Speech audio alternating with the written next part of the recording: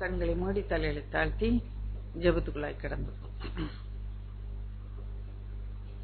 ஆத்துமன் தன்னை குளிர பண்ணி அடியேன் கால்களை நீதி என்னும் நேர்த்தியாம் பாதையில் அவர் நிமித்தம் நிதமும் சுகமா நடத்துகின்றார் தேவபிதா எந்தன் மேய்ப்பனல்லோ சிறுவை தாழ்ச்சி அடைகிலனே ஆவலதாய் என்னை பைம்பொன் மேல் அவர் மேல் தமர் நீர் அருளுகின்றார் எந்தன் மேய்ப்பனல்லோ சிறுமை தாழ்ச்சி அடைகிலனே. பேசுமடியார் கேட்கிறோம். இயேசு கிறிஸ்துவின் பரிசுத்த நாமத்திலே பிதாவே ஆமென். கண்டு கொள்வோம். சங்கீதங்களின் புஸ்தகம் 35:9.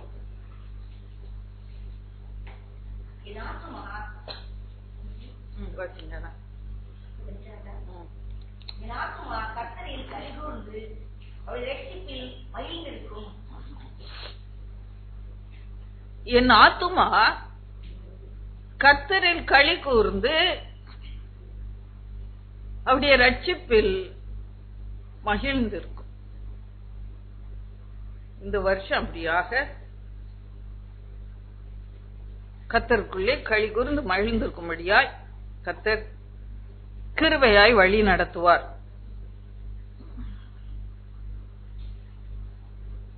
ஒரு வசனம் சொன்னா டக்குன்னு எடுக்கவே மாட்டேங்கிறீங்க. படப்படப்படன்னு இன்னும் பைபிள் உருண்டுட்டு இருக்கு. நான் பாக்குறேன்.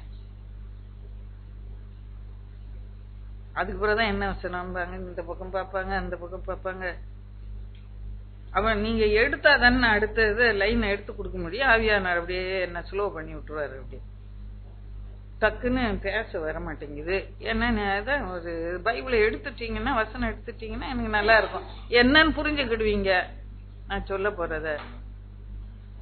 35:9 என் ஆத்துமா கர்த்தரில் களி கூர்ந்து அவருடைய ரட்சிப்பில் மகிழ்ந்து இருக்கும் என்று சொல்லி இன்னொரு வசனமும் வாசித்துருவோம். 119 சங்கீதம் 174 வசனம். 119 சங்கீதம் 174 வசனம். கர்த்தாவே உம்முடைய ரட்சிப்பின் மேல் ஆவலாய் இருக்கிறேன். உம்முடைய வேதம் என் மனமகிழ்ச்சி.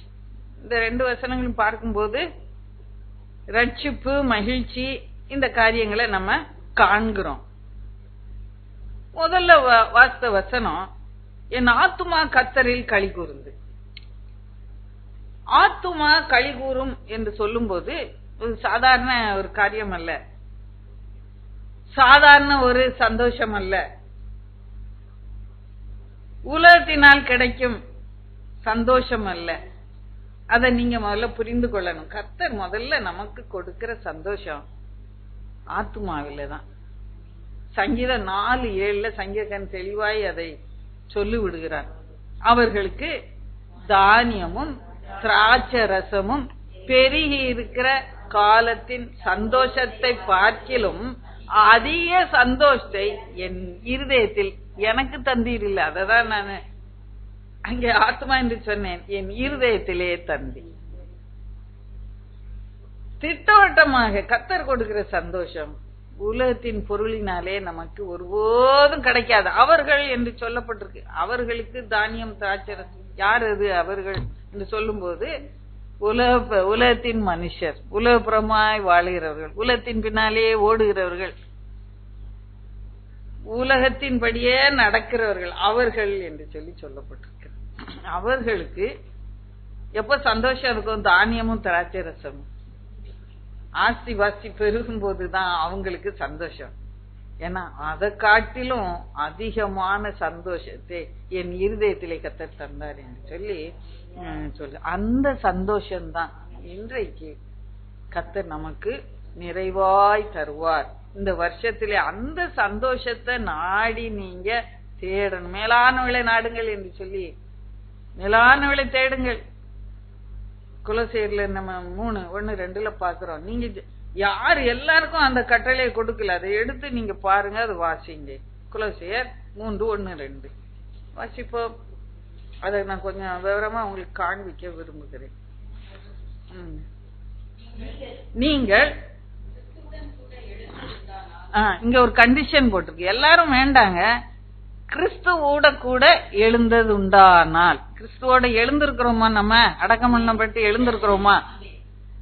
நமக்கு அத நிலநாட்டமா மரணத்தை முதல்ல நமக்கு காட்டி இருக்கிறார். நம்ம ஞான ஸ்நானம் எடுத்தோம்னா தெரியும். ஒரு நிமிஷம், நம்ம மரிச்சுதான் வெளியே, தண்ணிக்குள்ள மரிச்சுதான் வெளியே வந்தோம் இல்லையா?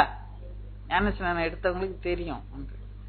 கிறிஸ்துவோடு கூட எழுந்தது உண்டானால்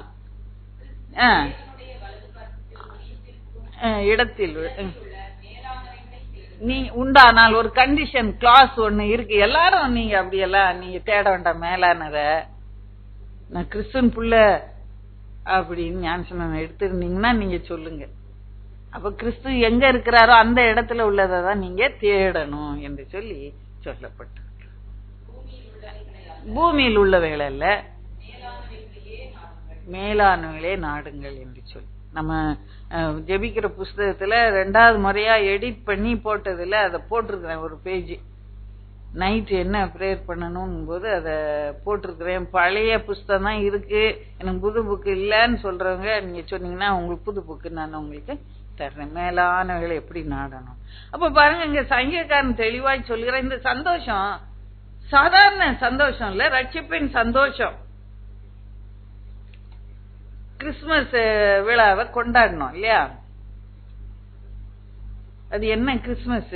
சும்மா பலகாரம் செஞ்சு புது ட்ரெஸ் எல்லாம் போட்டு பட்டாசு எல்லாம் வெடிச்சு, இந்த வருஷம் பட்டாசு இல்லாம ஆக்கி விட்டானுங்க. சரி, போ ஸ்டார் லைட் எல்லாம் போடாம இந்த வருஷம் கொண்டாடணும் இல்லையா? துக்க வீடு மாதிரி கொண்டாடணும், பரவாயில்ல. ரட்சிப்புனா என்ன? கிறிஸ்துமஸ்னா என்ன? இயேசு உலகத்துக்கு வந்தார், அதான் சந்தோஷம், அதான் ரட்சிப்பு. அததான் கொண்டாடுறோம். இயேசு என்னத்துக்கு வந்தார்? ரட்சிப்பை கொடுக்க வந்தாரு, அதுதான் சந்தோஷம். அதுதான் களி கூறுகிறார். ரட்சிப்புல இவ்வளவு சந்தோஷமா, இவ்வளவு முக்கியமா? ஆமா, முக்கியம்தான் ரட்சிப்பு. ஒரு ஊர்ல ஒரு ராஜா ஒரு மந்திரி இருந்தாங்களா. அந்த ரட்சிப்பின் முக்கியத்தை நான் சொல்லுகிறேன். அந்த ராஜாவுக்கு ரொம்ப ஒரு கேள்வி, ஏன் இயேசு வானத்துல இருந்து வரணும் ரட்சிப்புன்னா? எனக்கு எத்தனை வேலைக்காரன் இருக்கான், அதை போய் செய்யனா செஞ்சுட்டு வந்துருவான். ஏன் அங்க வானத்துல இருந்து ரட்சிக்க யாரையாவது அனுப்பி இருக்க கூடாதா? அல்லது ஒரு வார்த்தை சொன்னாங்க ரட்சி. அந்த மந்திரி ஒரு ஆண்டோடைய பிள்ளை, அவன்கிட்ட எப்போது கேட்பாராம். அப்ப சரின்னு ஒரு நாள் இந்த மந்திரி, எனக்கு ஒரு நாள் அவகாசம் கொடுங்க ராஜாவே, நானே யோசிச்சுட்டு கரெக்டா உங்களுக்கு சொல்றேன் அப்படின்ட்டு.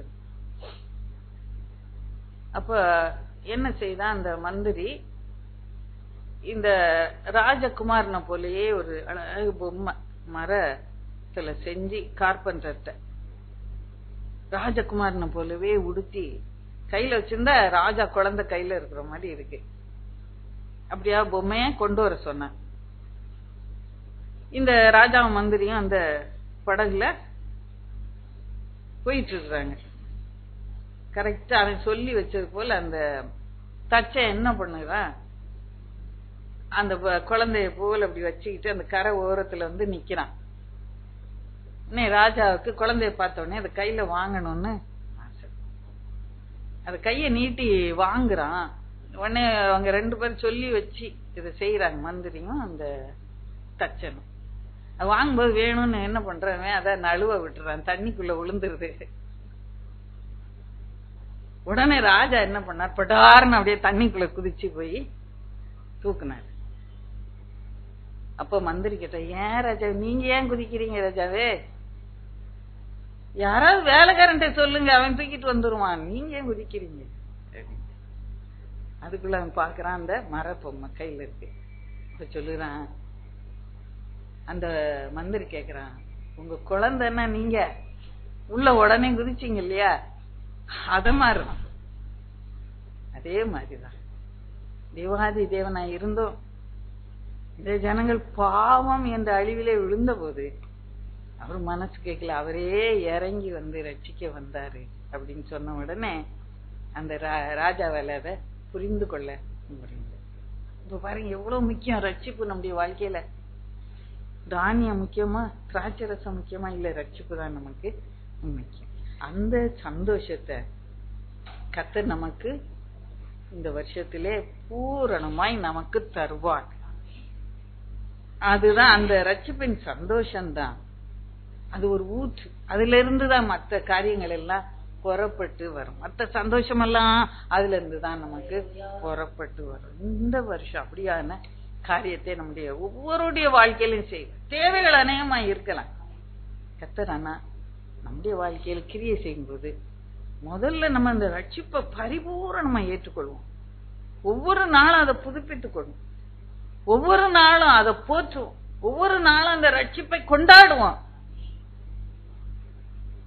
மற்ற காரியங்கள் எல்லாம் நமக்கு பரிபூரணமாக கொடுக்கப்படும்.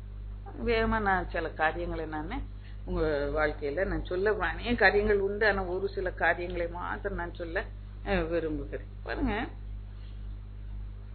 இந்த தேவனுடைய ரட்சிப்பு நம்முடைய வாழ்க்கையில இருக்கும்போது, கிறிஸ்துவ சந்திக்கும் போது இந்த வருஷத்திலே சில மாறுதல்கள் நம்முடைய வாழ்க்கையில உண்டாகணும். அப்பதான் இந்த ரட்சிப்பு பூரணப்படும். நான் ரட்சிப்பை வைத்துக்கொண்டே என் பழைய சுவாபத்தையும் உள்ள வச்சுக்கொண்டே இருந்தா அது என் வாழ்க்கையில நன்மையை கொடுக்க முடியாது. பழைய சுவாபங்களை எல்லாம் எடுத்து போட்டு தேவனுடைய அன்பையும் புதிய சுவாபத்தையும் நான் தரித்து கொள்ள வேண்டியது அவசியமாய் இருக்கிறது. நான் இயேசுவை போலவே மாறணும், அவர் சாயல்ல மாறணும் என்றதுதான் என்னுடைய வாழ்க்கையின் குறிக்கோளாய் இருக்கிறது. தானியத்துக்கும் திராட்சை ரசத்துக்கும் நம்ம தேடி ஓட வேண்டாம். அந்த காரியங்களை கர்த்தர் நமக்கு தாமாகவே கட்டளையிடுவார். பாருங்க, ஒரு சுருக்கமா ஒரு நியூ டெஸ்ட்மெண்ட்ல இருந்து ஒரு 5 பகுதிகளை இயேசு செய்த அற்புதங்களை உங்களுக்கு நான் வைக்க விரும்புறேன். முதலாவது ஒரு சந்தோஷத்தை நம்ம காண்கிறோம். லூக்கா 18ஆம் அதிகாரத்திலே 9ல இருந்து 14 வரைக்கும் உள்ள சம்பவத்தை உங்களுக்கு முன்பாக நான் வைக்க விரும்புகிறேன். அங்கே ஒரு தேவாலயம், அதுல ஜெபத்தை கேட்கிறவரா என் தேவன் உட்கார்ந்து கொண்டு இருக்கிறார். 2 பேர் ஜெபம் பண்ண வர்றாங்க அந்த தேவாலயத்துல. ஒருத்தர் யாருங்க? ஆயக்காரன். ஒருத்தர் யாருங்க? பரிசேயன் ஜெபம் பண்றான். என்ன சொல்ல, மனசுக்குள்ளேயே ஜெபம் பண்றான். ஏன்னா இந்த மனுஷனை பாக்குறான். சொல்லிட்டு, நான் பரிகாரர், அநியாக்காரர், விபச்சாரக்காரர் ஆகிய இந்த மற்ற மனுஷரை போல இந்த ஆயக்காரனை போலும் இராதபடினால் நான் உண்மை என்ன பண்றேன்? நான் உண்மை ஸ்தோத்தரிக்கிறேன். ஸ்தோத்திரம் பண்றதுக்கு வேற ஒண்ணுமே கிடைக்கல. இந்த ஆயக்காரனை போல நான் இல்ல, அதுக்காக நாம ஸ்தோத்தரிக்கிறோம். ஜபம் எப்படி பயங்கரமான ஒரு மாய்மாலமான ஜபமாக இருக்கிறது. இப்படியா ஜெபி. அடுத்தவன் என்ன பண்ணுகிறான்? அவன் மனசுக்குள்ளே ஜோம் பண்றான். அவன் இன்னும் சொல்லுறான், வாரத்தில் 2 தடவை உபாசிக்கிறேன், என் சம்பாத்தியத்தை எல்லாம் தசமா தருகிறேன் என்று சொல்லி தனக்குள்ளேயே ஜோம் பண்ணான் என்று சொல்லி தான் செய்த நல்ல காரியங்களை அத்தனை ஆண்டவர்கிட்ட கோடு போட்டு, நான் உபாசிச்ச ஆண்டவரே, நம்ம ஆண்டவர்கிட்ட போய் நிற்கும் போது அப்படியா நம்ம கேட்க முடியுமா? நான் தசமா பாகம் கொடுத்த ஆண்டவரே அப்படின்னு சொல்ல முடியுமா? நம்ம போய் சொல்ல முடியுமா? சொல்ல முடியாது. நான் உபாசிச்ச ஆண்டவரே என்று சொல்லி அவர் நீதி எவ்வளவு மகிமையான நீதி. ஏன் நீதி எல்லாம் அழுக்கான கந்த அதை உணர்ந்து போன. அடுத்தவன் ஜெபம் பண்றான். ஆயக்காரன் தூரத்திலே நின்று தன் கண்களையும் வானத்துக்கு ஏறெடுக்க துணியாமல் தன் மார்பிலே அடித்து கொண்டு, தேவனே பாவியா என் மேல் கிருபையாயிரும் என்றான். அதோட அந்த சம்பவம் முடிஞ்சு போனது போல இருக்கு. ஆனா அங்க ஒரு வசனம் ஒரு அனெக்ஸ் பண்ணி எழுதி வச்சிருக்கிறாங்க. அந்த வசனங்கள் தான் நம்ம விதிக்கும். அவன் என்ன சொல்கிறான், அந்த அங்கே சொல்லப்படுகிறது, அவன் அல்ல இவனே நீதிமானாக்கப்பட்டவனாய் தன் வீட்டுக்கு திரும்பி போனான் என்று உங்களுக்கு சொல்லுகிற இயேசு சொல்லுகிறான். ஏனெனில் தன்னை உயர்த்துகிறவன் எவனும் தாழ்த்தப்படுவான், தன்னை தாழ்த்துகிறவன் உயர்த்தப்படுவான். அப்போ நம்ம இந்த வருஷத்துல என் வாழ்க்கையில் ஒரு மாறுதல் உண்டாகணும்னா, இந்த புதிய வருஷத்திலே அந்த தேவனுடைய சந்தோஷத்தை பரிபூரணமாய் நான் பெற்றுக்கொள்ள வேண்டும் என்றால் நான் செய்ய வேண்டியது என்ன? நல்ல சத்தமா சொல்லுங்க, தாழ்மை. தாழ்மை. ஜெயந்தி ஜெயந்தி அந்த லைட்டை கொஞ்சம் போட்டுருங்க, மறந்துட்டேன். அப்போ இந்த தாழ்மை எனக்கு வேண்டும். இன்னொரு நான் ஒரு அந்த இடத்துல ஒரு காரியத்தை சொல்ல விரும்புகிறேன். ஆண்டவர் 2 பேரும் ஜெபம் பண்ணிட்டு போறாங்க. இவனை பார்த்து இந்த ஆயக்காரனை தட்டி, நான் உன்னை நீதிமான் ஆக்கிட்டேன்ப்பா, நீ தான் நீதிமான். அவன் நான் நீதிமான் சொல்ல மாட்டேன், உன்னதான் சொல்லுவேன். அப்படி எதுவும் சொன்னாரா? 2 பேரும் ஜெபம் பண்ணாங்க, 2 பேரும் கடந்து போனோம். அவ்வளவுதான். இன்றைக்கும் நம்முடைய கூட்டங்கள்ல நம்ம வர்றோம், எல்லாம் உட்கார்ந்து ஜெபம் பண்றோம், போயிடும். கர்த்தர் என்னை குறித்து ஏதாவது ஒண்ணு நினைப்பாருல்ல, அதை குறித்து உங்களுக்கு ஏதாவது கரிசனம் உண்டா?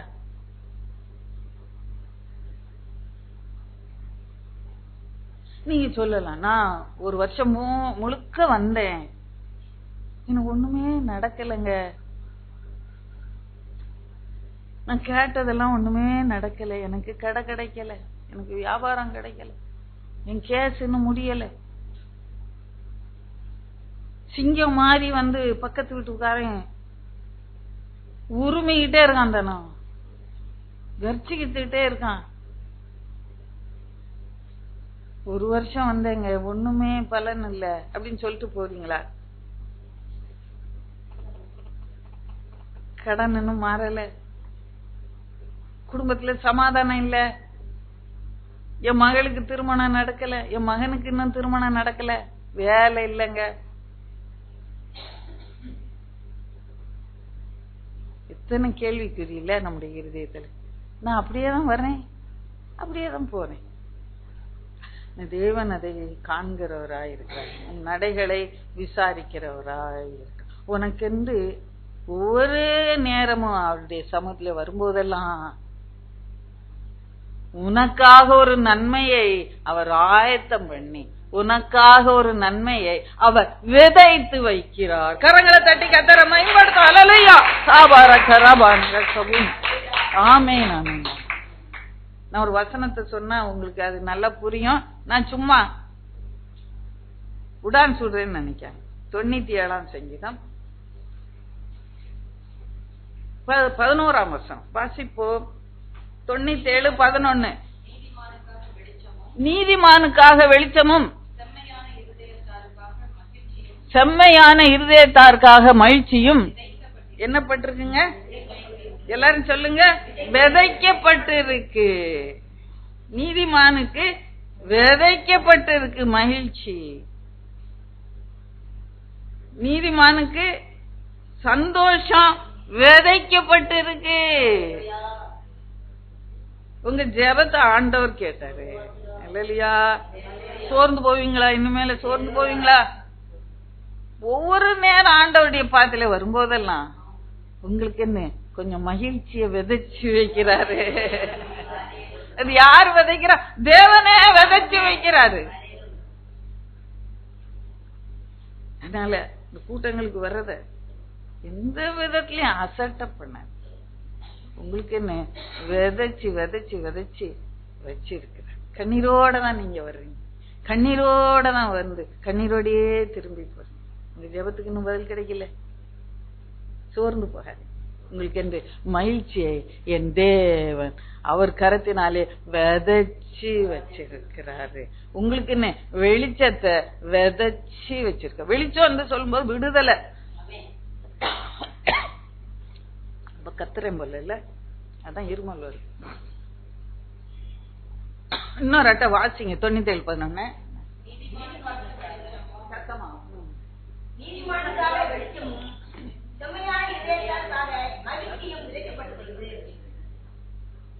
ஏற்ற வேளையில உங்களுக்கு கம்பீரமாக நீங்க அனுபவிக்க முடியாது எடுத்து கொடுப்போம். வெளிச்சம் சொல்லும் போது அது பெரிய விடுதலை.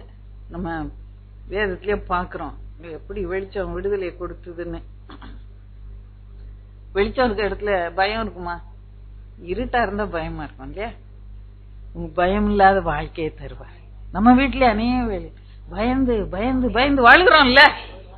நான் உங்களுக்கு சொல்ல வேண்டாம், உங்க வீட்டுல பயம் இல்லாம இருக்கீங்களா? பயம் இல்லாம இருக்கீங்களா? பயம் இருக்குல்ல. எதுக்கு இருக்கலாமா பயப்படுறோம்? இல்லாததுக்கெல்லாம் பயப்படுறோம். பயத்தை நீக்கி வெளிச்சத்தை கட்டளையிடுவார். அல்லேலூயா.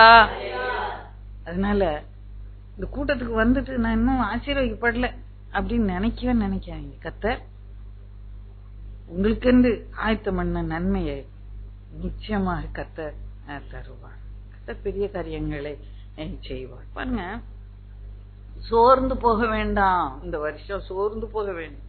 உற்சாகமா வாங்க. இந்த கூட்டங்களுக்கு முறுமுறுத்துக்கிட்டே வராதிங்க. பஸ்ல இருந்து இறங்கி வருவீங்க, இல்ல நடந்து வருவீங்க, கார்ல வருவீங்க. ஆமா, இது 10 கூட்டத்துக்கு வந்தாச்சு, இன்னும் ஜெபத்துக்கு பதில் இல்ல, அப்படியே வரேன் அப்படியே போறேன் இல்ல. உங்களுக்கு என்று ஆண்டவர் விதை போட்டு வச்சுக்கிட்டே இருக்கிற மகிழ்ச்சியும் விடுதலையும் கம்பீரமும் ரட்சிப்பும் உங்களுக்கு என்று விதைச்சு வச்சிருக்கிறார். விசுவாசிக்கிறீங்களா? அல்லேலூயா, அல்லேலூயா, அல்லேலூயா. மத்தவங்க குறை சொல்லலாம் உங்களை பத்தி, ஆனா என் தேவன் அதை காண்கிற என் தேவனா இருக்கிறாங்க. நம்மாலே காணக்கூடாத ஒரு தேவ நீதி நம்ம மேலே வந்து நம்மை சூழ்ந்து கொள்ளும். அவன் பாவியாதான் வந்தான். நான் கர்த்தர் என்ன சொன்னாரு? நீ நீதிமான் சொல்லி அந்த நீதியின் வஸ்திரத்தை அவன் மேல போட்டு அவனை கனப்படுத்தி அனுப்புனாரு. கிரகிக்க கூடாத ஒரு ஆசீர்வாதம் நம்மாலே. நீ நீதிமானாய் மாற்றுகிறேன். நீங்க வந்து இங்க உட்கார்ந்து செம்மையான இருதயத்தோடு அவரை நீங்க ஆராதனை செய்யும்போது உங்க அழுக்கெல்லாம் அவர் கழுவார். சிலுவையை பார்த்தோம் இல்லையா? நம்ம தியான நேரத்துல என்ன கழுவுங்கன்னு கேட்டோம்ல, புதுப்பிச்சோம்ல, நம்ம அர்ப்பணிச்சோம்ல, நம்மள அவயவங்களெல்லாம் அர்ப்பணிச்சு சிலுவை கீழே வந்து நின்னு ஆண்டவரே என்ன சுத்தியேறியன்னு சொல்லி என்ன மறுரூபமாக்குன்னு சொல்லி ஜெபிச்சோம். அதுக்கு கர்த்தர் என்ன தர்றாரு? ஒரு நீதியின் சால்வைய உங்க மேல போடும். ஒரு பொன்னாடைய போத்து உங்களை நாங்க வாழ்த்தல, அதனால என் தேவன் நீதியின் வஸ்திரத்தை சால்வையை போட்டு உங்களை மூடிக்கொள்கிறார். அதனால கர்த்தருடைய சமூகத்துல நீங்க வரும்போது நிச்சயமாகவே உங்களுக்கு ஒரு ஆசீர்வாதம் விதைக்கப்படுகிறது. கர்த்தர் பெரிய காரியங்களுக்கு. 2வது ஒரு பகுதியை வைக்கிறேன். லூக்கா 18:47. இன்னைக்கு எல்லாமே இந்த லூக்கால பக்கத்துல வசனம். அது எப்படி ஆண்டவர் கொடுத்தாரு? கொஞ்சம் ஈஸியா சீக்கிரமா எடுத்துக்கிட்டோம் அப்படின்ட்டு சீக்கிரமா நீங்க தியானிங்கன்ட்டு அப்படி கொடுத்தாரு போலன்னு நினைச்சுக்கிட்டேன். எல்லாமே லூக்கால தான் எடுக்க போறேன். ஒரு வசனம் தான் வெளியே. 18:43. உடனே அவன் பார்வையடைந்து தேவனை மகிமைப்படுத்திக் கொண்டே அவருக்கு பின் சென்றான். ஜனங்கள் எல்லாரும் அதை கண்டு புகழ்ந்தார்கள். மகிமைப்படுத்திக் கொண்டே அந்த வசனம், அந்த வார்த்தை உடனே புகழ்ந்தார்கள். யார் நாம் மகிமைப்பட்டுச்சு? தேவனுடைய நாம. ஒரு குருடனால அவனுடைய விசுவாசம் எவ்வளவு பெருசா இருந்துச்சு பாருங்க. எல்லாரும் நடந்து போற சத்தம் கேக்குது, என்ன என்ன சந்தடியா இருக்குதே. அப்ப சொல்றாங்க இயேசு நடந்து போறாரு. உடனே அவனுடைய விஷனே மாறிட்டு, தாவீதின் குமாரனே எனக்கு இறங்கு. கூடனுக்கு எப்படிதான் தெரிஞ்சோ அந்த இயேசு தாவீதின் குமாரன் என்று அவரால் எல்லாம் செய்ய முடியும் எப்படிதான் புரிஞ்சுக்கிட்டானோ எனக்கு தெரியல. நம்மள மாதிரி பைபிள் அந்த காலம் இல்ல, இருந்தாலும் அவனுக்கு படிக்க கண்ணு இல்ல, பார்வை இல்ல. அப்படியான ஒரு பயங்கரமான சூழ்நிலையில அவனை தாவீதின் குமாரனே எனக்கு இறங்கும் என்று கூப்பிடுகிறான். எல்லாரும் அதட்டுறாங்க, நீ தொந்தரவு பண்ணாத, அவர் கடந்து போயிட்டாரு, தொந்தரவு பண்ணாத, அமைதியாரு, சத்தப்படாத. அவன் அடங்கினானா? இல்ல இல்ல, இன்னும் அதிகமாய் கூப்பிட்டான். அவர் போய் நின்னுட்டு அவனை குருடனை கூப்பிடு, உனக்கு என்ன வேணும், நான் உனக்கு என்ன செய்யணும், நீ பார்வை அடையணும் ஆண்டவரே. அப்போ அவர் சொல்லுகிறாரு, நீ பார்வை அடைவாயாக, உன் விசுவாசம் உன்னை ரட்சித்து. அவனுக்கு உடனே பார்வை. தேவனை மகிமைப்படுத்தி கொண்டே அவருக்கு பின் சென்றான். இந்த வருஷத்துல ஆண்டவரை நம்ம பின் செல்லுகிற ஒரு வருஷம். அப்பொழுதுதான் நமக்கு சந்தோஷம் கிடைக்கும், மகிழ்ச்சி கிடைக்கும். உலகத்தின் பொருள் தருகிற சந்தோஷ பார்க்கில் அதிகமான சந்தோஷத்தை என் உள்ளத்திலே அவர் வைக்க வேண்டும் என்றார். நான் அவரை பின் செல்லணும், என் சூழ்நிலையை பார்க்காதபடி. ஐயோ, நான் பிச்சை எடுத்து வச்ச காசெல்லாம் அங்க இருந்துச்சு, அவன் நினைச்சிருக்கான்ல, அவன் எழுந்து அப்படியே ஓடினவன் தானே. பிச்சை எடுத்து அவ்வளவு நேரம் சேர்த்து வச்சிருந்திருப்பான், அதெல்லாம் சுருட்டிக்கிட்டு ஓடினான்னு இருக்கு இல்ல, அப்படியே ஓடிட்டான். மேல் வஸ்திரத்தை எரிஞ்சிட்டு கூட ஓடிட்டான். கத்தர் பின் செல்லணும். இன்னைக்கு கத்தரை முதல் இடத்துல நம்ம வைத்துக் கொள்வோம். என்னதான் சூழ்நிலைனால் நம்ம பின் செல்வேன் ஆண்டவர், நம்ம பின் செல்வேன். பாருங்க, ஆட்டுக்குட்டியானவர் எங்கே போனாலும் அவரை பின் சென்றவர்கள் இவர்களே என்று சொல்லி சொல்லப்படும். வெளிப்படுத்தல் புஸ்தகத்தில் அப்படி ஒரு அருமையான ஒரு காரியம் உண்டு. 14ஆம் அதிகாரம் 4ஆம் வசனத்தின் நடு பகுதி, அந்த இடம் எனக்கு ரொம்ப இஷ்டம். எப்போதும் ஆட்டுக்குட்டி இல்ல, அதெல்லாம் வேண்டாம். 14:4 நடு வசனம், ஆட்டுக்குட்டியானவர் எங்கே போனாலும் அவரை பின்பற்றுகிறவர்கள் இவர்கள். ஒரு கூட்டம் அங்க வந்து நிக்குது பரலோகத்துல. அப்ப அந்த கூட்டத்தை பார்த்து அந்தந்த கூட்டத்தை ஆண்டவர் பிரிச்சு வச்சிருவாரு. இந்த கூட்டம் யாருங்க? ஆட்டுக்குட்டியானவர். எங்கேயோ போனாலும் அவரு பின்னால போறவங்க இவங்கதான் அப்படி என்று சொல்லி அவங்களை குறித்து பரலோகத்துல ஒரு சாட்சி சொல்லப்படுகிறது. என்னை குறித்து சொல்லப்படுமா? என்னை குறித்து அப்படி சொல்லப்படுமா? நான் விரும்புகிறேன், என்னை குறித்து நான் அந்த கூட்டத்துல இருக்க விரும்புகிறேன். அல்லேலூயா. ஒரு கும்பல் பாடுது, இன்னொரு கும்பல் வேற ஏதோ பண்ணுது, இன்னொரு கும்பல் வேற ஏதோ பண்ணுது. சிங்காசனம் என்ன வந்து அது சொல்லணும், ஆட்டுக்குட்டியானவர் எங்கே போனாலும் அவரை பின் சென்றவர்கள் இவர்களே என்று சொல்லுகிற கும்பல்ல என்ன நிறுத்துங்க ஆண்டவரே என்று சொல்லி கேளுங்க. அப்போ அந்த சந்தோஷம் உண்டா. இந்த வருஷத்துல அவரை பின்பற்றணும், எல்லாத்தையும் விட்டுட்டு கர்த்தரை நான் பின்பற்ற இந்த வருஷத்துல நான் அழைக்கப்படுகிறேன். அந்த சந்தோஷம் எப்படி அவனுக்கும் சந்தோஷம். அவன் சந்தோஷமா போறதை பார்த்து ஜனங்கள் எல்லாம் கர்த்தரை புகழ்ந்தார்கள். இப்படி ஒரு சாட்சியா அவனை ஒரு குருடனை போய் வைத்தார். ஏன்னா அவனுக்குள்ளே கொஞ்சம் விசுவாசம் இருந்துச்சு. ஏன்னா இவர் தாவீதின் குமாரன் என்று, இவர் தாவீதின் குமாரன் என்று விசுவாசித்தார். நமக்கு அந்த விசுவாசம் உண்டா? அந்த விசுவாசம் தான் அவனுக்கு பார்வையை கொடுத்துச்சு. அந்த விசுவாசம் கொடுத்த பார்வை நிமித்தம் தான் சந்தோஷம் உண்டாச்சு. அந்த விசுவாசம் கொடுத்த பார்வையிலே உண்டா சந்தோஷத்தின் நிமித்தம் ஜனங்கள் தேவனை மகிமைப்படுத்தினார்கள் என்று சொல்லி, என்ன அப்படியா ஒரு பாத்திரமா பயன்படுத்தணுமே, என்ன ஒரு பாத்திரமா பயன்படுத்தணுமே. இந்த வருஷம் ஆண்டவர் நாம பின் செல்வேன் என்று. அல்லேலூயா, அல்லேலூயா. சாபா நகர் ஒரு பெரிய அபிஷேகம் வந்து இறங்குது இந்த வேளையில, ஒவ்வொரு மேலும் இறங்குது அந்த அபிஷேகம். அல்லேலூயா. சாபா நகர் ஒவ்வொருவரையும் அப்படியாக ஆண்டவர் பின் செல்ல பலப்படுத்துவாராக. அல்லேலூயா. பாருங்க, இன்னொரு குறிப்பை உங்களுக்கு நான் வைக்க விரும்புகிறேன். லூக்கா 17:15-16 வசனம். 15-16 வசனம். அவர்களில் ஒருவன் தான் ஆரோக்கியமானதை கண்டு திரும்பி வந்து உரத்த சத்தத்தோடு தேவனை மகிமைப்படுத்தி இயேசுவின் பாதத்தறிய மூங்குப்புற விழுந்து அவருக்கு சோதனை செலுத்தினான். சமாரியனாய். இங்கே பாருங்க, ஒரு ஆண்டவர் செய்த ஒரு அற்புதம். 10 குஷ்டரோகிகள் இருந்தாங்க அந்த கிராமத்துல. அவங்க வெளியே தான் இருப்பாங்க. இயேசு அந்த பக்கம் அந்த கிராமத்துக்கு வந்த போது கூப்பிடுறாங்க, இயேசு ஐயரே எங்களுக்கு இறங்கும் என்று சத்தமிட்டார்கள். உடனே அவர் சொல்லுகிறாரு, அவர்களை பார்த்து நீங்கள் போய் ஆசாரியர்களுக்கு உங்களை காண்பியுங்கள் என்றார். அந்தபடியே அவர்கள் போகையில் சுத்தமானார்கள். சுத்தமான பிறகு போனார்கள்னு சொல்லப்படல. நீங்க போங்க ஆசாரியனுக்கு காண்பீங்கன்னு சொன்னார். ஆண்டவர் ஒரு காரியத்தை சொல்றாரு. அவன் கேட்டு இருந்திருக்கலாம், என்ன ஆண்டவரே குஷ்டரோகத்தோட நான் போக முடியாது ஆண்டவரே, ஆசாரியர் எல்லாம் பார்த்தா தேவாலயத்துக்குள்ளே என்ன விட மாட்டாங்க, ஊருக்குள்ளே விட மாட்டாங்க, என்ன சுத்தமாக்கிருங்க நான் போறேன். கேட்டாங்களே, ஏதாவது செஞ்சாங்க. அந்த குஷ்டத்தோட தான் திரும்பினான் அவன்.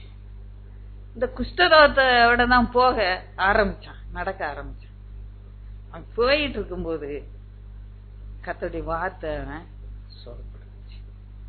திரும்ப இந்த கூட்டங்களுக்கு, ஆவிக்குரிய இந்த கூட்டம் இல்ல, ஆலயம் இன்னும் எல்லா கூட்டங்களுக்கும் நம்ம போகிறோம், அநேக கூட்டங்கள் உண்டு.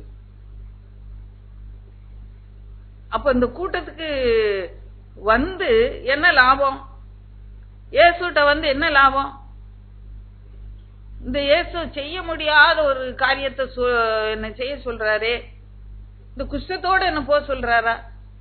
இந்த பிரச்சனையோட நான் வந்தேன், இந்த பிரச்சனையோட என்ன வீட்டுக்கு அனுப்புறாரா? தேவாலயத்துக்கு போன்னு சொல்றாரு, நான் போனா என்ன ஏத்துக்குவாங்களா?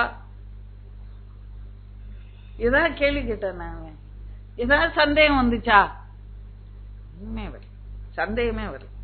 இயேசு குறித்து ஏதாவது சந்தேகம் இருக்கா? இதை செய்வாரா? இல்லைன்னா இப்படியே இருந்துதான் சாப்பிடுறேன், இப்படி விடுதலை கொடுப்பாரா? அல்ல விடுதலை இல்லாம இப்படியே நான் சாப்பிடுறேன். யாக்கோபு சொன்னான், துக்கத்தோட நான் பாதாளத்துல இறங்கிட்டேன், என் பிள்ளைய காணுமே அப்படின்னு பதட்டப்பட்டான் இல்லையா? பதறி, வாய் பதறி எதுவும் பேசாதீங்க, ஆண்டவருக்கு முன்னால பதறி எதுவும் பேசாதீங்க. ஜெபத்துல கேட்கிறோம், ஊழியக்காரங்கிட்ட எல்லாம் சொல்றோம் விசுவாசமா. நம்ம சிலர்ட்ட ஏதாவது சொல்ல ஆரம்பிச்சா அவங்களே பிரசங்கம் பண்ண ஆரம்பிச்சிடும். நான் வந்து அப்படி, நான் இப்படி பண்ணேன், நான் அப்படி வார்த்தேன், நான் ஆண்டவர் இப்படி பேசினார், அப்படியெல்லாம் சொல்லிடுவாங்க. சிலர்ட்ட வாயை திறக்க முடியாது, வாயை கொடுக்க முடியாது, அந்த மாதிரி பேசுவாங்க பிலீவர்ஸ். இப்பதான் வானத்துல இருந்து இறங்குவான மாதிரி பேசி விட்டுருவாங்க. நான் வாய் பத்திக்குவேன் நாலாம். ஐயோ இவங்க இப்பதான் வானத்துல இருந்து வந்திருக்காங்க, நம்மள பேசக்கூடாது முன்னால, அவங்கள மிஞ்சா ஒண்ணுமே இல்ல கிழிச்சிரும் நாங்கன்னு பேசுவாங்க. ஆனா பிரச்சனை அப்படியே இருக்கும். ரொம்ப ஜாக்கிரதையா பேச வேண்டும். நம்ம வாய் திறந்து பேசும்போது இந்த வருஷத்துல அதை ஒண்ணு நினைத்துக்கோங்க. ஆண்டவரை கேள்வி கேட்காதீங்க, குஷ்டமா இருக்கேன் என்ன போ சொல்றீர, போய் அவன் வேலையை பார்த்துக்கிட்டு அப்படின்னு சொன்னாங்களே, ஏதாவது அப்படியே கீழ்ப்படுத்த, ஆண்டவர் சொன்ன வார்த்தைகளுக்கு அப்படியே கீழ்ப்படுத்த.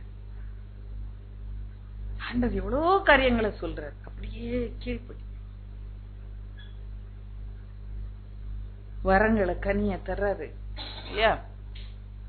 அது என்னமோ அவரே தருவாரு, நமக்கு பாத்திரமா இருக்கணும். பால் எடுத்து காய்க்கும் போது எவ்வளவு ஜாக்கிரதையா அந்த பாத்திரத்தை சுத்தம் பண்ணி வைப்பீங்க இல்லையா? இல்லைன்னா பால் கெட்டு போடுங்க. அது போல இந்த அன்பை அவர் கொடுக்கணும்னா கனி இல்லையா?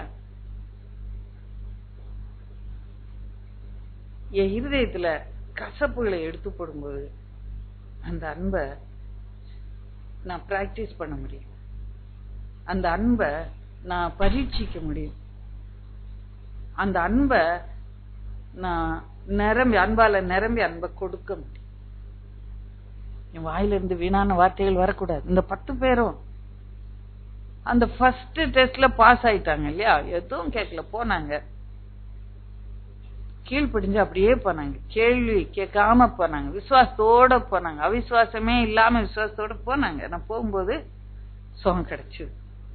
ஒருத்தன் பாக்குறான், நான் சுகமாயிட்டேன். அந்த சந்தோஷம் எப்படி பூரணமாகுதுன்னு சொல்றேன். ரட்சிப்பு சந்தோஷம் எப்படி பூரணமாகுதுன்னு நம்ம பார்த்துட்டு இருக்கிறோம் இல்லையா?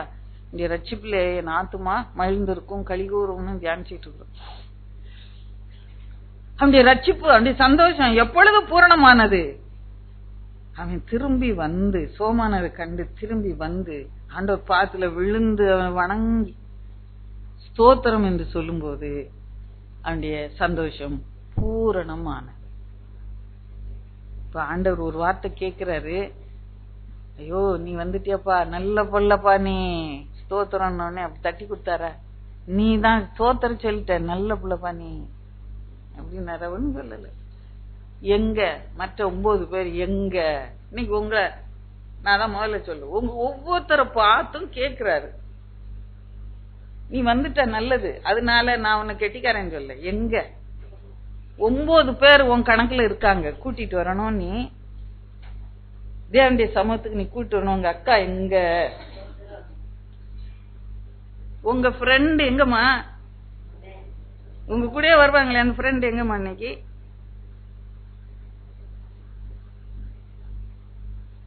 நீ அன்னைக்கு கூட்டு வந்தீங்களா அந்த அக்கா எங்க? சிஸ்டர் எங்க? காணோம்.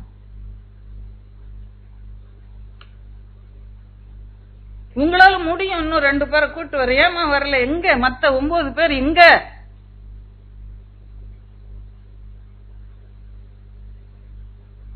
நீங்க கூட்டு வந்தீங்களே உங்க சொந்தக்கார அக்கா எங்க? இன்னைக்கு காணோம்.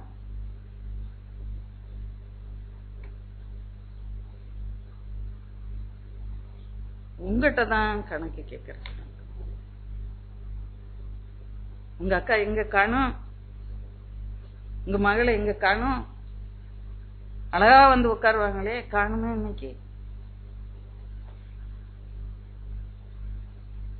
செல்வி வீட்டுல கார் ஃபுல்லா ஏத்திக்கிட்டு வருவாங்க, எங்க காணோம்?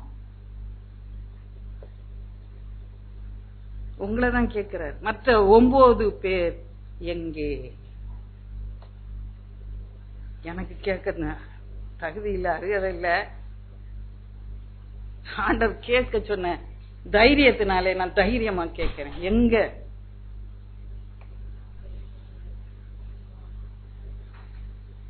இந்த துக்கத்தோட பாரத்தோட கேட்கிறேன், மத்த 9 பேர் எங்க?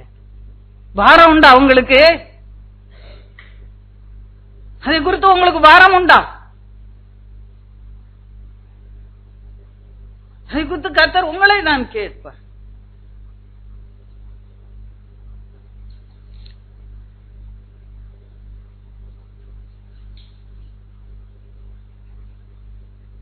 அதெல்லாம் கேட்டுட்டு அதுக்கப்புறம் சொல்றாரு, நீ சமானத்தோட போ,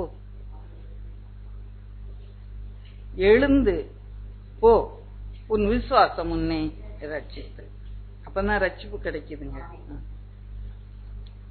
அவங்க எல்லாரும் சோகம் கிடைச்சிருக்கும், ஆனா சந்தோஷம் கிடைச்சிருக்குமா?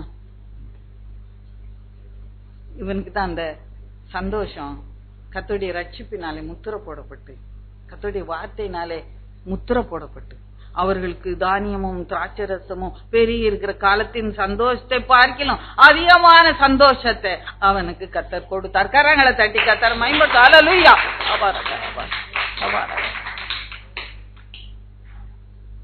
நான் நினைக்கிறேன் அவன் திரும்ப ஆலயத்துக்கு போயிருப்பான், ஆசாரியனுக்கு காண்பிக்க போயிருப்பானா இல்லையா? அப்ப அவங்க அந்த 9 பேர் என்ன பண்ணிருப்பாங்க? அங்க செய்ய வேண்டிய பூஜை புனஸ்காரம் எல்லாம் செஞ்சு வெளியே வந்துட்டு இருந்திருப்பாங்க. ஏசு கேட்டாரு, ஒன்ன நீ ஸ்தோத்திரம் சொல்ல வரல இல்ல? கேட்டாரு, ஒன்ன கேட்டு பண்ண மாட்டான?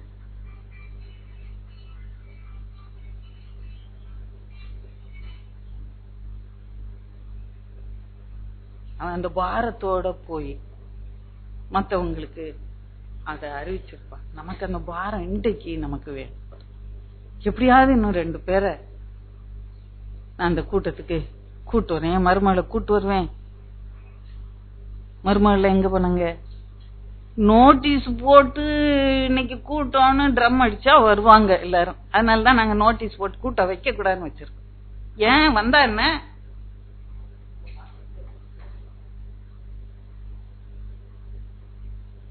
நோட்டீஸ் போடாமலே வந்தா என்ன?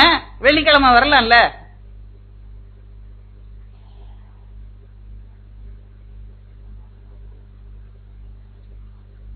மற்ற 9 பேர் இங்கே இந்த கேள்வியோடு உங்களை இன்னைக்கு இந்த கூட்டத்துல முடிச்சு அனுப்புறேன். பாருங்க, இன்னும் அநேக காரியங்கள் உண்டு, பேச நேரம் இல்லை. நான் மற்ற காரியங்களை சொல்லிக்கொண்டே போறேன். லூக்கா 19:6. அவன் சீக்கிரமா இறங்கி சந்தோஷத்தோட அவரை அழைத்து கொண்டு போனான். இப்ப பாருங்க, யாருங்க அது? சகை வீட்டுக்கு போகும்போது எப்படி பண்ணாங்க? சந்தோஷத்தோடு. அந்த சந்தோஷ கர்த்தர் அவனுக்கு தந்தார்.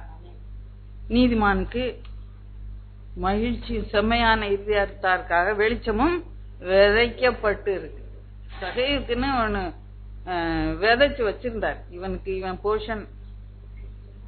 அத அவன் அன்னைக்கு மொண்டு கொள்ள முடிந்தது. 12:3 ஏசாயா 12:3 ரட்சிப்பின் ஊற்றுகளில் இருந்து நீங்கள் மகிழ்ச்சியோடு மொண்டு கொள்வீர்கள். மொண்டு கொள்கிறோமா? இல்ல போதுங்க, இவ்வளவு போதும் இந்த சந்தோஷம்னு இருக்கிறோமா? ஏசோ பார்த்துட்டேன்னு இறங்கி ஓடிட்டானா? சகையோ இல்ல, அவரை வீட்டுக்கு கூட்டி கொண்டு போறான். சகைவே சீக்கிரமா இறங்கி வா, இன்றைக்கு நான் உன் வீட்டிலே தங்க வேண்டும். அவன் இறங்கி மரத்துல அந்த பக்கம் இறங்கி ஓடி இருக்கலாம், கூட்டத்துக்குள்ள அவன் கண்டுபிடிச்சதுக்குள்ள. ஆனா அவன் சந்தோஷத்தோட வீட்டுக்கு கூட்டி கொண்டு போறான். அவனுக்குள்ளே ஒரு மாறுதல், பெரிய மாறுதல். இந்த மாறுதல் பழைய சுவாவெல்லாம் மாறணும்னு சொன்னேன்ல, இந்த சகைக்குள்ள ஒரு பெரிய மாறுதல் உண்டாகிறது. ஆண்டவரே வாங்க அப்படின்னு சந்தோஷமா கூட்டு கொண்டு போனது மாத்திரமல்ல, அவன் சொல்லுகிறான், என் ஆஸ்தியில பாதியை நான் ஏழை கொடுத்துறேன், நான் அநியாயமா யாட்டி வாங்கினா 4 மடங்கா திரும்ப கொடுத்துறேன் என்று சொல்லி அவன் வாழ்க்கையில் ஒரு மாறுதல் உண்டானது. நான் மத்தவங்களை பத்தி பேசுறேன் ஆண்டவரே, நமக்கு அப்படி இல்ல, ஆஸ்தி பாதி கொடுக்க வேண்டியது இல்ல. மத்தவங்களை எப்பவும் குறை சொல்றேன், மற்றவங்களை அற்பமா நினைக்கிறேன், இதெல்லாம் என்னத்த பைபிளை தூக்கிட்டு வருது அப்படின்னு யாரையா நினைக்கிறோம்? நம்ம அப்படி எதுவும் நினைக்கிறோமா? அற்பமா நினைக்கிறோமா? மற்றவங்களை அருவருக்கிறோமா? கர்த்தர் தாமே அந்த பழைய சுவாவங்களை எல்லாம் மாற்றி போடுவாராக. பழைய சுவாவங்களை எல்லாம் கர்த்தர் மாற்றி போடுவாராக. இந்த புதிய வருஷத்துல அப்படியா சுவாவங்கள் மாற்றப்பட்டவர்களாய் இயேசு போல நம்ம வாழும்படியாக அழைக்கப்படுகிறோம். பாருங்க, அந்த இடத்துல பெரிய சந்தோஷம் உண்டான.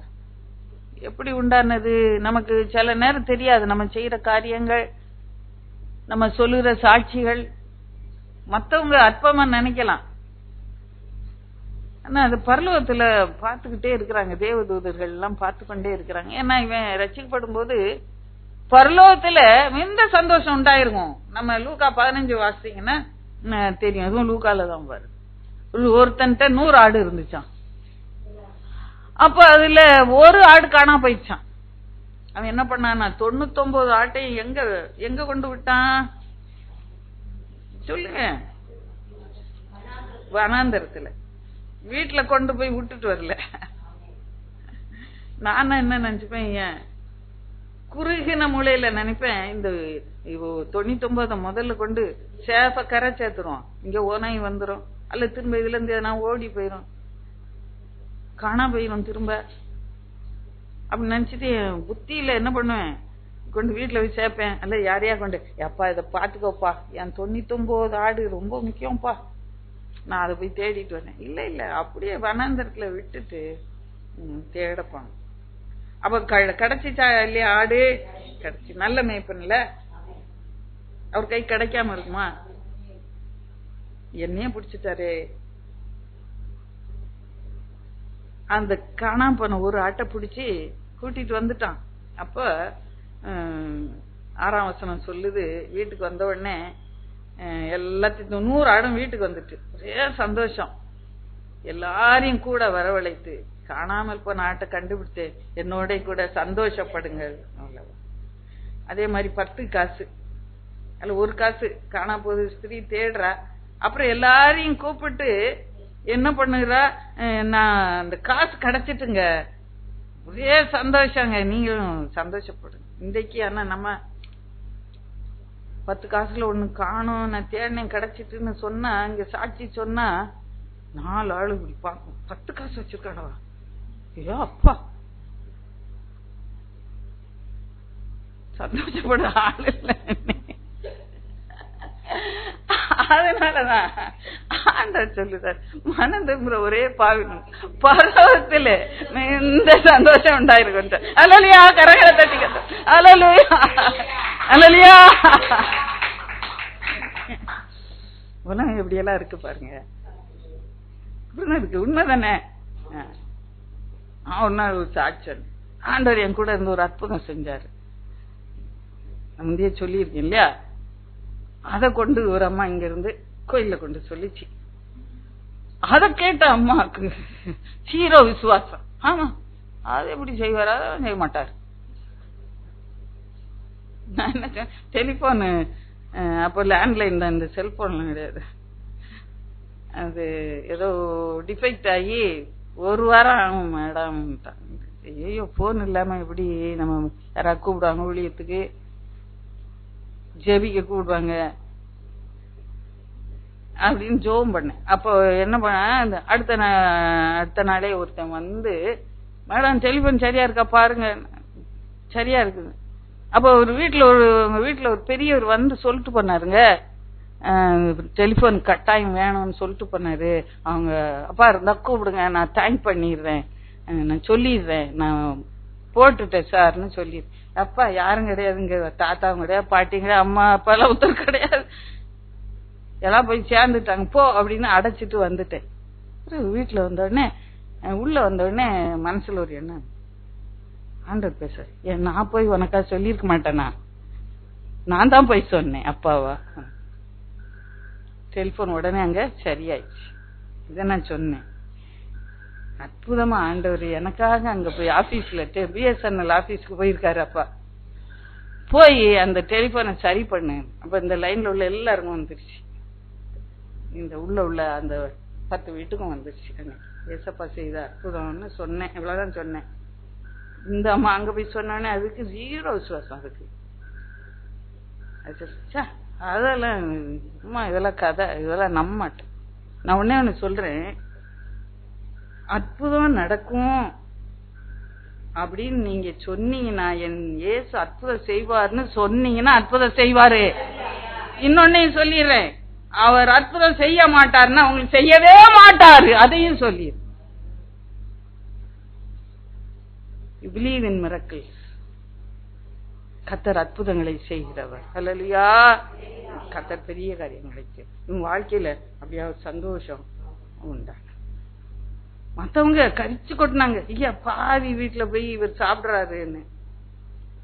ஆண்டவர் அதெல்லாம் கேட்டுட்டு இருந்தாரு. இல்ல அப்போ அவர் சொன்ன, இழந்து போனதை தேடவும் ரட்சிக்கவும். இன்னைக்கு நம்ம வீட்டுல இழந்து போய் இருக்கிறோம், எதையாவது இழந்து போய் இருக்கிறோம். உங்க சந்தோஷம் பரிபூரணமா இழந்து போனதை தேடவும் ரட்சிக்கவுமே மனுஷகுமாரன் மனம் திரும்ப அவசியமில்லாத 99 பேர் நீதிமான்களுக்காக அவர் கவலைப்படுவதே இல்லை. கெட்டு போன ஒரே ஒரு பாவிக்காக அவர் பரிதவித்துக் கொண்டு, இன்னும் பிதாவே அவர்களுக்கு மன்னியன் பரிந்து பேசிக்கொண்டே இந்த அன்பை நீங்க உணர்ந்து கொண்டீர்கள் என்ற கர்த்தர் உங்க வாழ்க்கையில் அற்புதத்துக்கு நிச்சயமா கரங்களை தட்டி கத்தர மயங்கத்தால காவரக்கரவா ஸ்தோத்திரம். கடைசியா ஒரு பகுதி அப்போஸ்தலர். இந்த ஒரு பகுதி தான் அப்போஸ்தலர்ல இருந்து வருது. 3:8.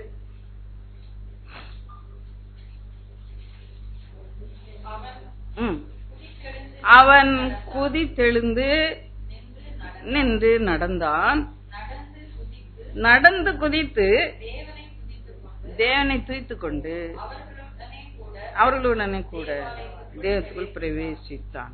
அங்கே சொல்லுகிறேன், அவனுக்கு அத்தனை சந்தோஷம். அங்க சந்தோஷம்னு போடப்படல, ஆனாலும் நான் சொல்லுகிறேன், அவன் என்ன பண்ண அந்த காரியத்தை திரும்ப நான் வாசித்து காண்பிக்க விரும்புறேன். அவன் குதித்து எழுந்தானா, சும்மா சாதாரணமா எழும்பல, பிறவி சப்பானி கைய பிடிச்சு தூக்கி விட்ட மாத்திரல என்ன பண்ண, அப்படியே குதிச்சுட்டான்.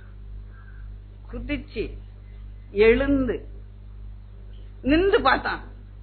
என்னால காலை ஊனவே முடியாது, என்னால் குதிக்கவே முடியாது, எழும்பவே முடியாது, என்னால் நிக்கவே முடியாது. நான் நிக்கிறேன், நின்னு பாக்குறான், அப்புறம் நடந்து பாக்குறான், என்னால் நடக்கவே முடியாது.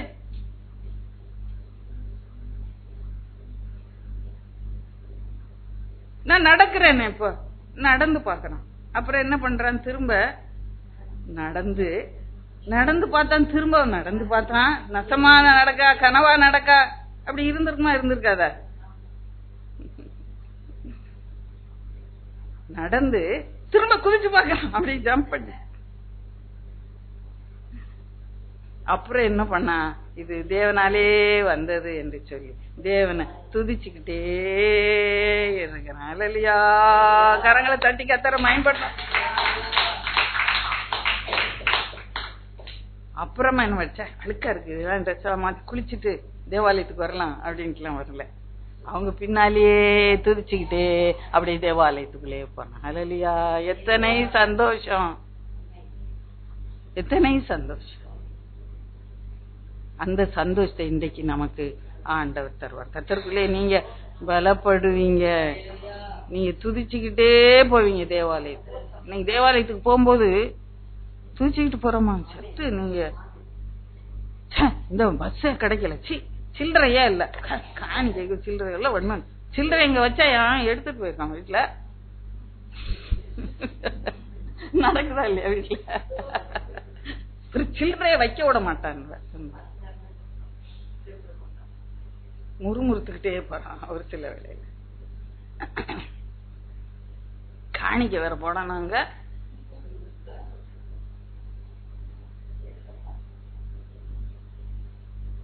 அவனுக்கு நிறைய வாய்ப்பு. இவ்வளவு நாள் அவன் தேவாலயத்துக்குள்ளேயே போனதில்லை. அலங்கார வாசல்ல கொண்டு உட்கார வைப்பாங்க, அந்த தேவாலயத்துக்குள்ள பாப்பான், விளக்கெல்லாம் தெரியும், ஆனா ஒரு நாளும் அதுக்குள்ள போனதே இல்லை. கர்த்தரை ஆராதிக்க சமீபமாய் போனதே இல்லை. இன்றைக்கு கர்த்தர் செய்த அந்த அதிசயம் அவன் வாழ்க்கையில நிறைவேறின போது அவன் உடனே அவர்களை பின்பற்றி கொண்டே தேவாலயத்துக்கு போறான். ஹல்லேலூயா. அப்புறமா வெளியே வந்த உடனே பேதுரு யோவான் அவனுக்கு சொல்லியிருப்பாங்க, காஸ்பல் சொல்லியிருப்பாங்களா மாட்டாங்களா? அங்கே ஒரு பெரிய திரள் கூட்டம் இன்றைக்கு கர்த்தரை ஏற்றுக்கொண்டதான சோமன் அதை பார்த்து என்று சொல்லி, என் வாழ்க்கை சாட்சியா இருக்கா, நான் ஒரு காலத்துல சண்டைக்காரியா இருந்தேன், இன்னைக்கு என் வாழ்க்கை சாட்சியா இருக்கு, என்ன பார்த்து மாறுறாங்களா 4 பேரு. ஒரு காலத்துல நான் திருடுறவளா இருந்தேன், இன்னைக்கு நான் கை சுத்தமா வாழுறேன், என்ன பார்த்து சாட்சி சொல்றாங்களா? ஏதாவது கேவலமா பேசிக்கிட்டே இருப்பேன், அசிங்கமா சினிமா பத்தியே பேசிக்கிட்டு இருப்பேன் ஒரு காலத்துல. இன்னைக்கு அந்த அருவருப்பான வார்த்தைகள் எல்லாம் என் வாயில இல்ல. எப்போ தேவனை துதிக்கும் பாட்டு, அங்க வசனம், ஜெபம், இதான் என் வாயில இருக்கு. அத கண்டு யாராவது மாறுறாங்களா? மாறணும், என்னை பார்த்து மாறணும், சாட்சியாக நான் வாழணும். நான் துதிக்கிறத பார்த்து மற்றவங்க இயேசுவை ஏற்றுக்கொள்ளணும். கர்த்தர் அந்த சந்தோஷத்தை நம்ம வாழ்க்கையில ஒவ்வொருடைய வாழ்க்கையிலும் நமக்கு இன்றைக்கு நிச்சயமாகவே தருவாராக. அல்லேலூயா. அவனை அந்த சப்பானியை பேதுரும் யோவானும் சொல்லுறாங்க, அவன் பிச்சை கிடைக்கும் தான் நினைச்சான், ஏதாவது தருவாங்க, ஏதாயும் கிடைக்கும்னு மூஞ்ச பார்த்தான். அப்போ அவங்க சொல்றாங்க, வெள்ளியும் பொண்ணும் என்னிடத்துல இல்ல, என்னிடத்துல இருக்கிறத நான் உனக்கு கொடுக்கிறேன் என்று சொல்லி அவனை என்ன பண்ணாங்க, கைய பிடிச்சு தூக்கி விட்டான். இன்றைக்கு இப்படி சப்பானிகளாய் நிறைய பேர் இருக்காங்க இல்ல, நம்முடைய தேவாலயத்துல உள்ள வந்து கூட சப்பானியா இருக்காங்க. கர்த்தரை துதிக்க தெரியாது, கர்த்தரை பின்பற்ற தெரியாது, கர்த்தரை தேட தெரியாது, சப்பானிங்க. நம்ம வீட்டுல கூட சப்பானியா இருக்கும், கோயிலுக்கு வராத சப்பானிங்க, கூட்டத்துக்கு வராத சப்பானிங்க எல்லாம் நம்ம வீட்டுல இருக்கு. எல்லாத்தையும் இன்னைக்கு பிடிச்சு தூக்கி விட்டு நீங்க ஆலயத்துக்கு ஜெபத்துக்கு கொண்டு வாங்க, கர்த்தர் உங்களை ஆசீர்வதிப்பார். ஹல்லேலூயா. ஆபாராக. வீட்டுல இருக்கா சப்பானி?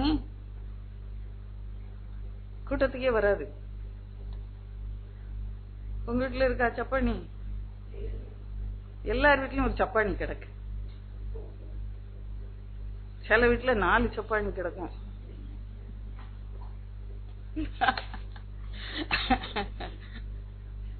என்னதான் கொடுங்க வராது, என்னதான் கொடுங்களேன், கூட்டத்துக்கு வராது சப்பானி.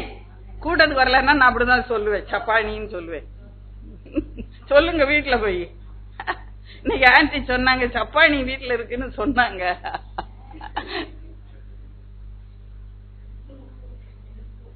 நீங்க தூக்கி விட வேண்டியது அவசியமாகிறது. தூக்கி விடுவீங்களா இந்த வருஷத்துல? அப்பொழுது உங்க குடும்பத்திலே சந்தோஷம் நிறைவாய் கத்தத்தாமே ஆசீர்வதிப்பாரா. அந்த வசனத்தை கடைசியில வாசி. ஏன்னா பிந்தி உட்கார்ந்தீங்க நிறைய பேருக்கு நான் என்ன லீட் வர்ஸ் எடுத்தேன்னு தெரியாது. 35ஆம் சங்கீதம் 9ஆம் வசனம்.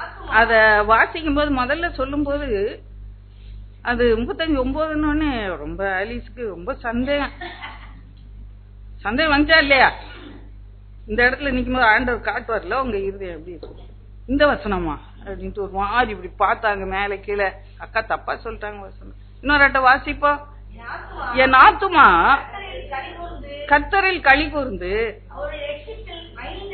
அவருடைய ரட்சிப்பில் இருக்கும். அப்படியாய் கர்த்தர் இந்த வருஷத்திலே உங்கள் ஒவ்வொருவரையும் நடத்துவாராக, ஆசீர்வதிப்பாராக. உங்க சந்தோஷம் பரிபூரணமாய். இன்னொரு ஆட்ட உச்சாமா ராவானா உச்சாமா கரங்களை தட்டு இல்ல வாய திறந்து ஸ்தோத்திரம் பண்ணி அந்நிய பாஷைகளுக்கு கர்த்தரம் பண்ணி அல்லேலூயா ஸ்தோத்திரம் அல்லேலூயா ஸ்தோத்திரம் அல்லேலூயா ஸ்தோத்திரம். அப்படியே ஜெபத்துக்குள்ளாய் கடந்து போக